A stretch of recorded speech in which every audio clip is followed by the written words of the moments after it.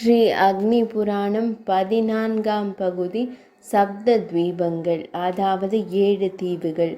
7 துவீபங்களும் 7 கடல்களால் சூழப்பட்டுள்ளன. ஜம்பு துவீபம் உப்புக்கடலாலும், சால்மலி மதுக்கடலாலும், குசம் நெய்க்கடலாலும், கிரௌஞ்சம் தயிர் கடலாலும், சாகம் பார்க்கடலாலும், புஷ்கரம் நன்னீர் கடலாலும் சூழப்பட்டுள்ளன. ஜம்பு துவீபத்தின் அதிபதி அக்னிதிரன், பிலக்ஷ துவீபத்தின் அதிபதி மேதாதி, சால்மலி துவீபத்திற்கு அதிபதி வபுஷ்மா, குசத்வீபத்திற்கு அதிபதி ஜோதிஷ்மான், கிரௌஞ்ச தீவிற்கு அதிபதி தியுதிமான், சாகத்தீவிற்கு அதிபதி பவியன், புஷ்கர தீவிற்கு அதிபதி சவணன் ஆகியோர். இது குறித்த மேலும் விவரங்கள் விஷ்ணு புராணத்தில் உள்ளன. அது கீழ்ப்பகுதியில் தொடர்கிறது. பூமண்டலத்தின் பிரிவுகள். பராசர முனிவரே, தாங்கள் ஸ்வாயம்பு மனுவின் படைப்பு கிரமத்தை கூறியருளினீர்கள். இனி பூமியின் மண்டலத்தையும் அதிலுள்ள சமுத்திரங்கள், தீவுகள், மலைகள், காடுகள், நதிகள், தேவர்கள், நகரங்கள் ஆகியவற்றின் அளவு, ஆதாரம், சொரூபம் ஆகியவற்றை கூற வேண்டும் என்று மைத்ரேய முனிவர் வினவினார். பராசர முனிவர் கூறலானார், மைத்ரேயரே, இந்த விஷயங்களை விவரித்து கூறுவதற்கு அநேகம் 1000 ஆண்டுகள் போதாது. ஆயினும் நான் சுருங்க கூறுகிறேன். இந்த பூமியானது ஜம்பு துவீபம், சால்மல துவீபம், பிலஷ துவீபம், குசத்வீபம், கிரௌஞ்ச துவீபம், சாகத்வீபம், புஷ்கர துவீபம் என்ற 7 துவீபங்களாக பிரிந்திருக்கின்றன. இந்த 7 துவீபங்களும் உப்பு, கருப்பஞ்சாறுகள், நெய், தயிர், பால், சுத்த நீர் என்ற 7 சமுத்திரங்களால், கடல்களால் சூழப்பட்டுள்ளன. இவற்றினுள்ளே ஜம்பு துவீபம் என்பது எல்லாவற்றிற்கும் நடுவில் இருக்கிறது. அதற்கு நடுவில் மேரு என்ற ஸ்வர்ண மலையானது 84,000 யோஜனை உயரமும், 15,000 யோஜனை பூமிக்குள்ளே ஊடுருவியும், 37,000 யோஜனை தரையில் விரிந்தும், 16,000 யோஜனை அடியில் விரிந்ததுமாகி பூமி என்ற தாமரை மலருக்கு கர்ணிகையைப் போல விளங்குகிறது. இதற்கு தென் திசையில் இமவான், ஏமகூடம், நிஷதம் ஆகிய 3ம், வடபுறத்தில் நீலம், ஸ்வேதம், ஸ்ருங்கி ஆகிய 3ம் வருஷங்களின் எல்லை மலைகளாக இருக்கின்றன. அவற்றின் நடுவே இருக்கும் 2 மலைகள் 1,00,000 யோஜனை பிரமாணம் உள்ளனவாயும், மற்றவை 10,000 யோஜனை குறைந்தவையாயும் இருக்கின்றன. அவையெல்லாம் 2,000 யோஜனை உயரமும் அவ்வளவு பரப்பளவும் கொண்டவையாம். இந்த ஜம்பு துவீபத்தில் முதல் பாரத வருஷமும், அடுத்து கிம்புருஷமும், அடுத்து ஹரி வருஷமும், 3ம் மேருவின் தெற்கே உள்ளவை. ரம்யக வருஷம், ஹிரண்மய வருஷம், குரு வருஷம் ஆகிய 3ம் வடக்கில் உள்ளவை. பாரத வருஷம் எப்படி தெற்கின் கடைசியோ அப்படியே குரு வருஷம் வடக்கின் கடைசியாக இருக்கின்றது. மேருவை சுற்றிலுமுள்ள பூமி இளா வருஷம் என்று கூறப்படும்.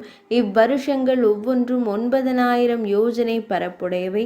இந்த இளாவிரத வருஷத்தில் 4 மலைகள் மேருவிற்கு தாங்கிகளாக இருக்கும்படி உண்டாக்கப்பட்டு 10,000 யோஜனை உயரமுள்ள உன்னத கேஷ்ர பர்வதங்களாக இருக்கின்றன.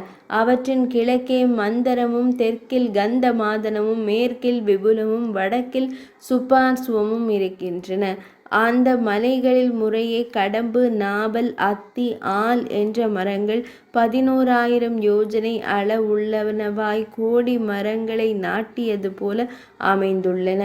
முனிவரே, அந்த நாவல் மரத்தை குறித்துதான் இந்த பூமிக்கு ஜம்பு துவீபம் என்ற பெயர் உண்டாயிற்று. அந்த நாவல் மரத்தின் பழங்கள் மகா கஜ பிரமாணம் உள்ளவைகளாய் மலையின் மீது விழுந்து சிதைய, அவற்றின் ரசத்தினால் ஜம்பு நதி என்ற புகழ்பெற்ற ஒரு நதி ஓடுகின்றது. அந்த நதியின் தண்ணீரை அவ்விடத்தார் பானம் செய்வதால் அவர்களுக்கு வியர்வையும், துர்க்கந்தமும், மூப்பும், இந்திரியங்களில் பல குறைவும் உண்டாவதில்லை. மேலும் மனமானது எப்பொழுதும் நல்ல நிலையில் இருக்கும். அவ்வாற்றங்கரையில் மண்ணானது அந்த ரசத்தில் நனைந்து காற்றினால் உலர்ந்து ஜாம்பூநதம் என்ற பெயரை கொண்டு சித்தர்கள் தரிக்கும்படியான ஸ்வர்ணமாகின்றது. அந்த மேரு மலைக்கு கிழக்கில் பத்திராசுவ வருஷமும், மேற்கில் கேதுமால வருஷமும் இருக்கின்றன. அன்றியும் மேருவின் கிழக்கு முதலாகிய 4 திசைகளிலும் முறையே சைத்திர ரதம், கந்தமாதனம், வைப்ராசம், நந்தனம் என்ற 4 உத்தியானவனங்கள் உள்ளன. அவற்றில் அருணோதம், மகாபத்திரம், சிதோதம், மானசம் என்ற 4 ஏரிகள் தேவதா யோக்கியங்களாக இருக்கின்றன. அந்த மேருவின் கிழக்கில் சிதாம்பம், குமுத்வான், குராரி, மால்யவான், வைகங்கம் முதலான கேசர பர்வதங்கள் உண்டு. சில திரிகூடம், கிச்சிரம், பதங்கம், ருசிகம், நிஷம் முதலியன தென்புறத்தில் உள்ள கேசர பர்வதங்கள். சிகிவாசம், வைடூரியம், கபிலம், கந்தமாதரம், ஜாரு முதலானவை மேருவை சுற்றிலும் இருக்கிற அவயவங்களில் சேர்ந்திருக்கும். சங்ககூடம், ரிஷபம், ஹம்சம், நாகம், காளாஞ்சம் முதலியன வடகேசர அசலங்களாகும். மைத்ரேய முனிவரே, மேருவிற்கு மேல் 14,000 யோஜனை விசாலமுள்ள பிரம்மதேவரின் மாபெரும் பட்டணம் இருக்கிறது. அதை சுற்றி 8 திசைகளிலும் லோகபாலகர் 8 பேருக்கும் சிறந்த பட்டணங்கள் உண்டு. ஸ்ரீ விஷ்ணு பாதத்தினின்று உதித்த கங்கை நதி ஆகாயத்திலிருந்து சந்திர மண்டலத்தில் விழுந்து அதை நனைத்து கொண்டு மேருவின் மீதிருக்கும் பிரம்மதேவருடைய நகரத்திற்கு 4 புறத்திலும் 4 பிரிவாக விழுந்து சீத்தை, அலகநந்தை, சற்று, பத்திரை என்ற பெயர்களை பெற்று விளங்குகின்றன. அவற்றுள் சீத்தை என்ற நதியானது மலை மேல் மலையாக ஆகாய மார்க்கத்திலிருந்து பத்திராசுவ வருஷத்தில் இறங்கி சமுத்திரத்தில் சேருகின்றது. அதுபோலவே அலகநந்தை நதியும் தென்புறத்து மலைகளின் வழியாய் பாரத வருஷத்தில் சென்று 7 பிரிவாய் பிரிந்து சமுத்திரத்தில் விழுகின்றது.